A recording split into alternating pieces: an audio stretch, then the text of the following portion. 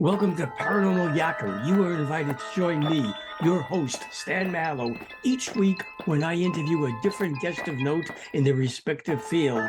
The unexplained, the mysterious, the macabre, UFOs, ghosts, Bigfoot, psychic phenomena. We explore them all on Paranormal Yacker. Hi, everyone. I'm Stan Mallow, the Paranormal Yacker. My guests today are Ken Goudsward and Barbara DeLong. Ken is a systems analyst with expertise in industrial robotics, software engineering, and data design. He applies these skills to ancient Hebrew and Sumerian documents and the UFO phenomenon. Barbara is an internationally known radio podcast host, author, artist, lecturer, ordained minister, and documentarian. I'll be speaking with them about their book, Before Roswell, The Secret History of UFOs. Ken Goudsward and Barbara DeLong, welcome to Paranormal Yacker. Thank you. Thanks, Stan. It's great to be here. For many people, the origin of the UFO phenomenon was the reported crash in 1947 of a flying saucer in Roswell, New Mexico. Your book focuses on the numerous UFO sightings and encounters that took place long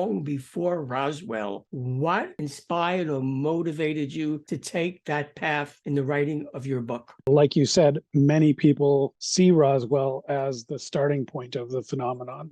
That's not the case at all. In fact, that we look at 364 cases for Roswell ending in 1947 and working our way backwards through time to, I believe, like 40,000 BC and everywhere in between. So I think it's important to note that this phenomenon is something that has been with us for a very long time and really throughout the entirety of human history and human memory, even before history. And so that's sort of the point of the book, is that it's not a modern phenomenon. As you said, Ken, before Roswell cites over 300 separate cases. That is a monumental number of sightings. How did the two of you go about researching such a large amount of cases? What sources did you use? And how long did it take you to gather all that data you've included in the book? I should let Barbara speak on that mostly because she provided the bulk of the raw data. My late husband was Patrick Cook, and he had the Bible UFO Connection website, and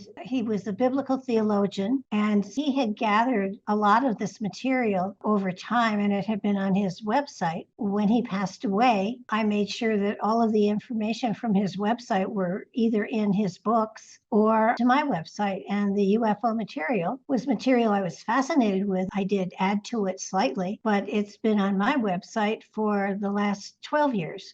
Ken called me up and asked if he could use the material, and I said, go for it. And then he called me back and he said, would you like to co-author the book? The sightings were already there, and Ken and I each added material to it, and Ken did the organization of it. He also gathered it into different little groupings, and after each grouping, he wrote a little something and I wrote a little something. There's not a great deal of writing that we did more than organizing all of these instances, and there probably are thousands and thousands more, but when you get back into the Egyptian and the Sumerian timeframes, those newspaper articles are very hard to find. So we have indications that they were there from glyphs on walls in pyramids and in France, especially. There are caves there that go back, I think, 14,000 years. So we know that through symbology, through glyphs, that the UFOs were back that far. Credit where it's due. Patrick really, I don't know how many years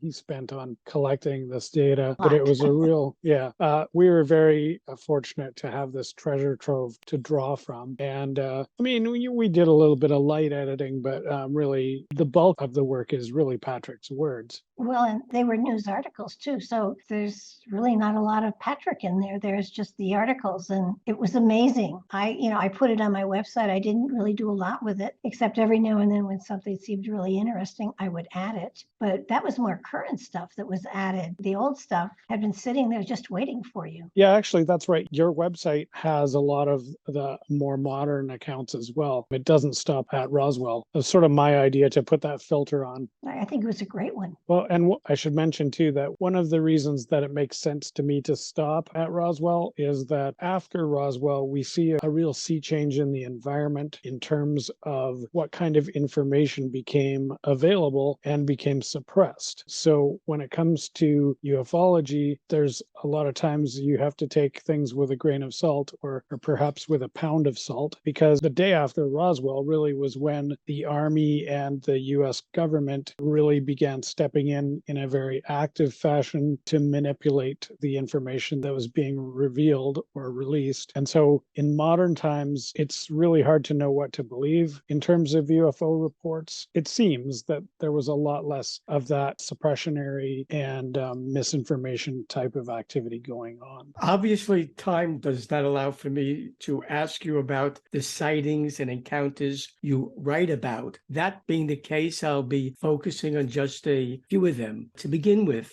could you tell me about the 1897 crash that took place in Aurora, Texas, the significance of it, and the evidence that supports it? Is that my windmill one? Yeah, the airships and then the Yeah. windmill. Yeah, I'll start and then I'll let you talk about Aurora. Basically, there was about a 6-month period that covered sightings from California up the Pacific coast and then all over the Midwest of the United States and Canada, which essentially there was a very cohesive group of reports that, like, when I say cohesive, I mean that everyone's reporting the same thing. Of course, not all the reports are not identical, but there's this very strong pattern where you can identify that they all seem to be talking about the same ship. It seems that this one airship is mostly how people were describing it. Many of the descriptions make it sound like perhaps something very similar to a dirigible or a Zeppelin. But of course, this was about 20 years before the Zeppelin was officially invented. It's hard to know what's really going on, but there was hundreds of sightings all across the country over a 6-month period that people were seeing this strange airship. They were also reporting that there were people on board who would sometimes come out onto the deck. They would be heard speaking amongst themselves. And then in some of the later reports, they actually began to speak to the witnesses. In fact, they went so far as to ask not one, but several people if they could borrow some tools to repair their ship or,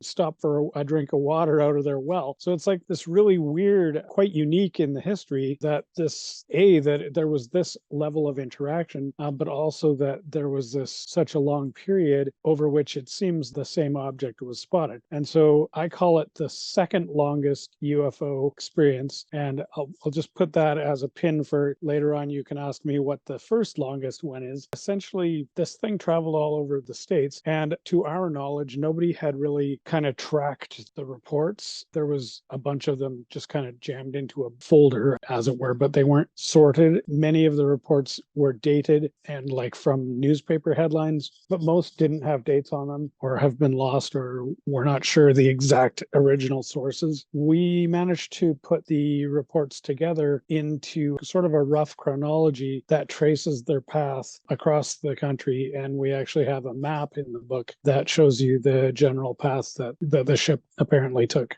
And it eventually ended up in Texas, where I shall turn the story over to Barbara. So this ship was cruising along, obviously not high up. It wasn't as high as the UFOs that we see today. And apparently it ran into a windmill and crashed or semi-crashed. And they did fix it. It took off again, apparently. And shortly thereafter, it crashed near the woods. In this particular one, the witnesses said that there were about 6 people on board, but they only found one body, and it was a very small man. They assumed it was the pilot, but they weren't sure. And he was very small, and the townspeople took him and provided him with a coffin, and they had a funeral for him. The report that we read, came directly from an interview from a woman who was 15 years old at the time. Her mother wouldn't let her go to the crash site, but her mother did let her go to the funeral. The townspeople buried this small person, and a number of years later, a government agency went to Aurora to try to find the grave to exhume the body, and the townspeople refused to let them know where the body was. I just think that's so sweet that they wanted him to rest in peace. The reported crash at Cape Girardeau, Missouri in 1941 of a UFO with alien beings aboard is astounding. Can you expand on that crash? In this particular one, the person being interviewed was a Charlotte Mann. This was a newspaper interview. Essentially, she told the reporter that her grandfather had witnessed a crash. I'm not exactly sure when Charlotte was interviewed, but it was sometime after the fact. And she relayed this story that her grandfather had told her that he witnessed in 1941. The police were in attendance because essentially they had originally were treating it as a plane crash, but Charlotte's grandfather, who was named William Huffman and was a reverend, so probably somebody with some credibility, at least hopefully. You want to think the reverend is not a liar. At any rate, he had witnessed metal debris scattered all over the area, and from what he could determine, the object had been disc-shaped. Not only that, but there were 3 humanoid bodies, which he considered they were childlike because of their size, but they had large heads, big black eyes, no noticeable nose, and a slit for a mouth. So your typical gray alien, as we would call them now, but this was from 1941. I don't believe that that terminology existed then. The Majestic 12 got involved with this story, and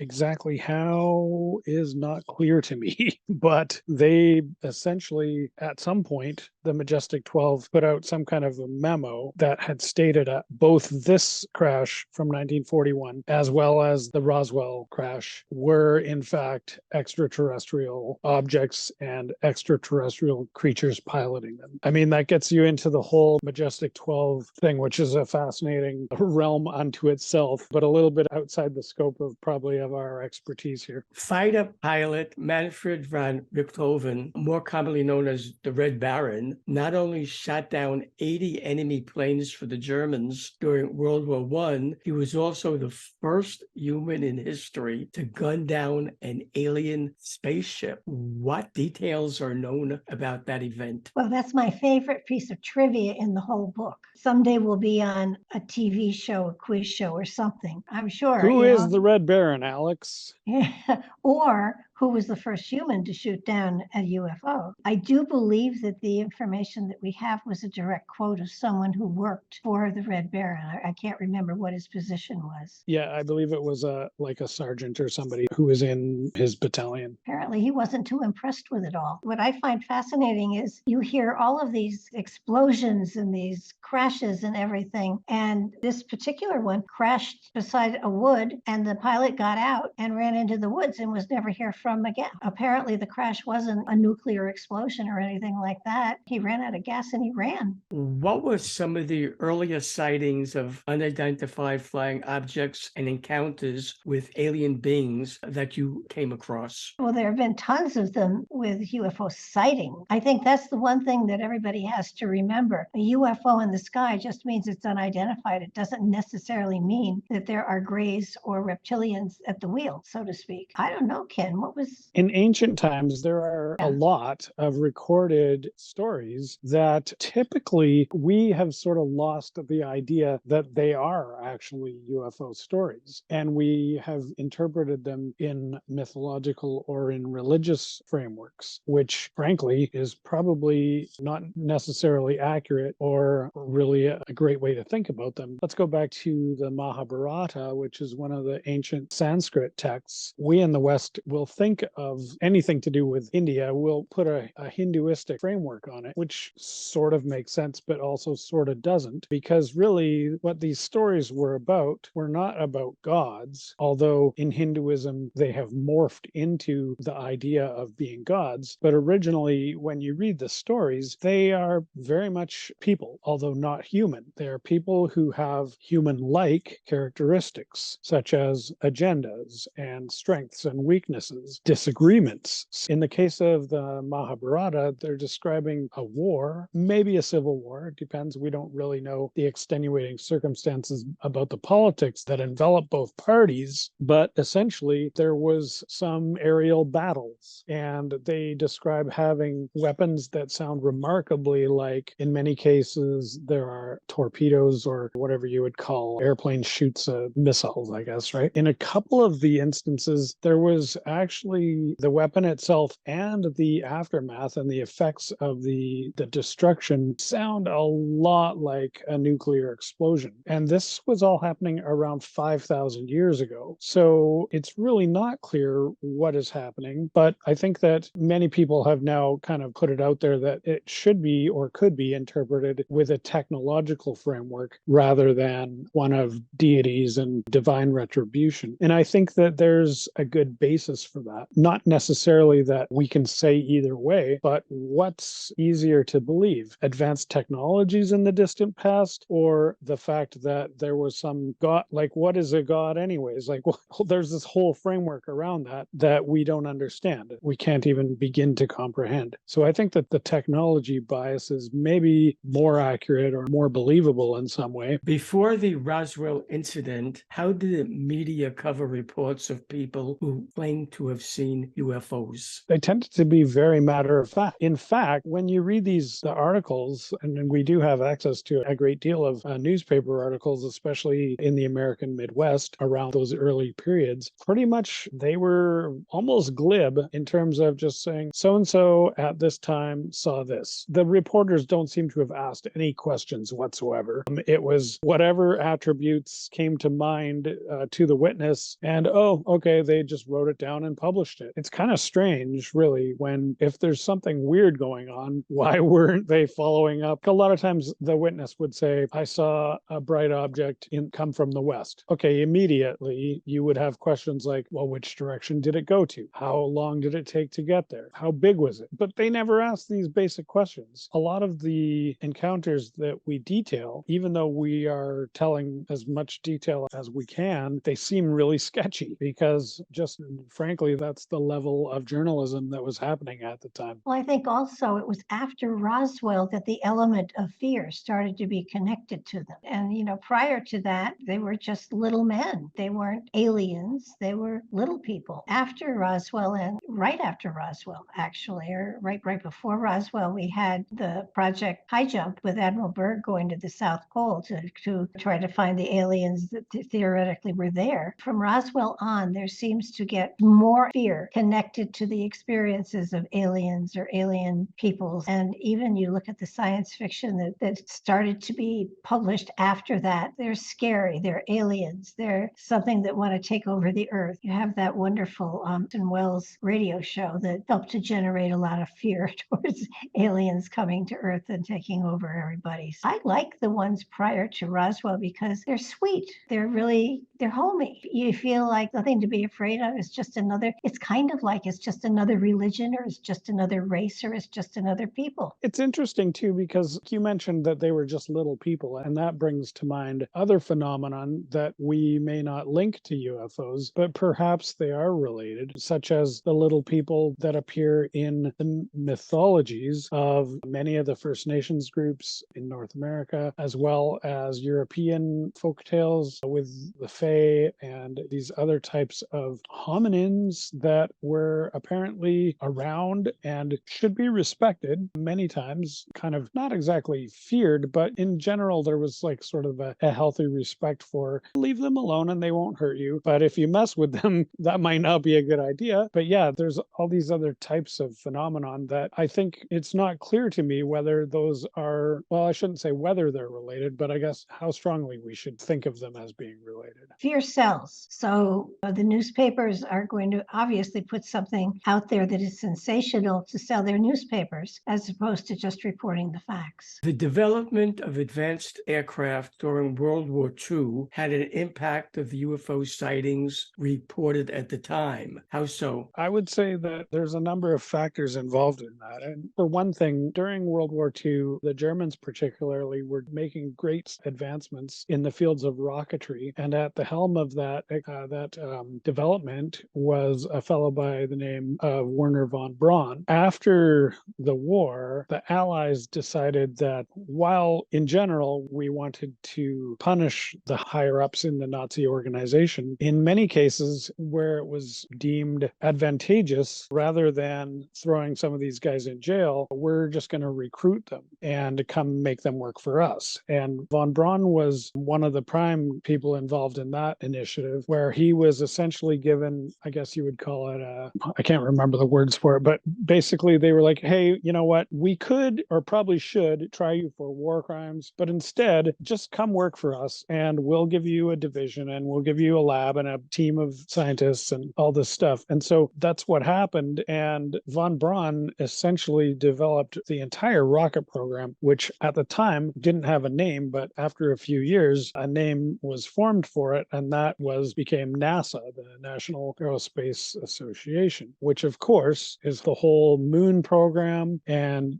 really, for a long time, NASA was very much the preeminent space exploration team. Of course, more and more now, many other countries are getting involved, and even, as you know, even private corporations. So that environment is really starting to change. And NASA is now at the point where they're starting to realize that they better get off their butts because Elon Musk is going to beat them to the punch. And I think that this is a really good thing because it's sort of forcing NASA's hand to start to come clean with some information that they have been keeping hidden since the early 70s. Some of that I talk about in my other book, Fermi's Paradox is BS. I think it is quite interesting. And another factor is that the Nazis apparently had developed even more advanced technologies that we still don't know anything about, really, that seem to involve anti-gravity. And I think I'll pass it over to Barbara to talk a little bit more about the Antarctic connection, because that was said to be where the Nazis took all of their anti-gravity research. Yeah, they did find in Germany the circle of stone pillars that they were using to work with the anti-gravity. They called it the Glock or the bell. At some point in time, not only were they doing that, but they were doing time travel. They were looking into it. And at some point, and I don't know exactly when it was, but a UFO crashed and it turned out that it was bell-shaped. I strongly suspect it was from that German experiment. I think they did manage to do some sort of time travel. Of course,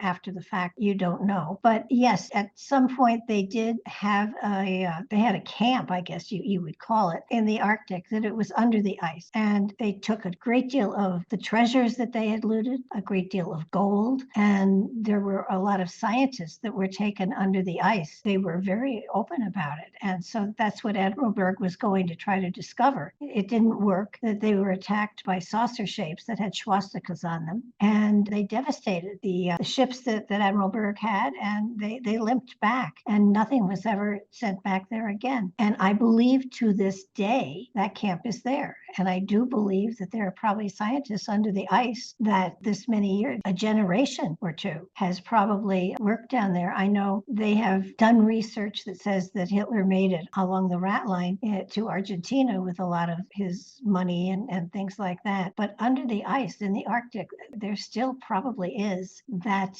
encampment. It's probably a compound of some sort now, but I believe it's still there because there's a no-fly zone over a lake that is in the Arctic that no one is allowed to fly over for some reason. And there's something going on in the Arctic that we aren't hearing about. Why do you, Ken and Barbara, feel it is important that the history of UFO sightings be studied? Well, for one thing, I think that our history is being watered down so horrifically in the schools that a wonderful way to get kids interested in history again is to add the UFO sightings to it and let them know this sort of thing has been going on for generation after generation after generation. It's pathetic what has happened to the school systems and our history. They say that history is written by the victors. It's horrifying to me to think that the victors are not someone we've been at war with, but they're a part of our society that wants to whitewash history and rewrite it to their own benefit. I think one of the wonderful things about the United States is that we have such a wonderful history. It's an inclusive of so many different cultures. Even the fact during the Civil War, we were fighting amongst ourselves, but the generals on both sides, most of them went to West Point. So they were actually fighting their own companions from school. So if we don't remember our history, then we have taken away from our children something that they'll repeat.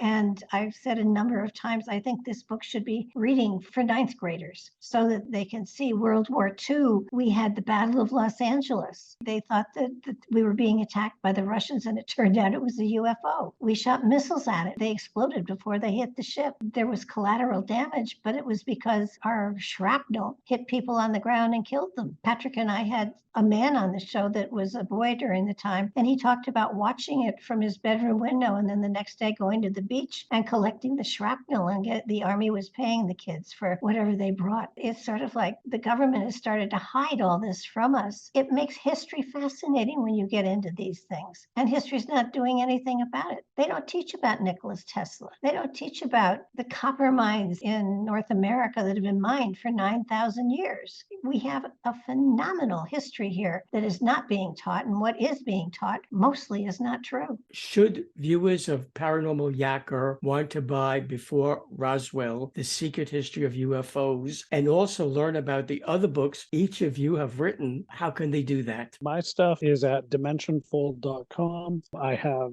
several other books that are sort of related or at least tangentially related to the topic, as well as a whole bunch of other stuff. I also publish works by other people and some poetry and some fiction and some other stuff as well. Also on there is links to my YouTube channel, my Substack, and my podcast, a few of my other projects that are coming down the pipe. So definitely subscribe to my Substack because I've got a lot of stuff that you will want to hear about in the future. And my stuff is on barbaradelong.com. My material is mostly on Amazon, but on my website as well. And I have a podcast as well, Nightlight Radio, that is on YouTube. We're getting our information out there one way or another. Ken Goudsward and Barbara DeLong, I thank you for being my guest on Paranormal Yacker. It has been a great experience yakking with both of you. Thank you. Thank you. Thanks, Stan. Hi, everyone. This is Stan Mallow, the Paranormal Yacker. I hope you enjoyed the interview you just watched. To be sure you're amongst the first to receive new interviews when they're released and to have access to previous ones, subscribe to my free YouTube channel. To do that, all you have to do is press the subscribe button on your screen.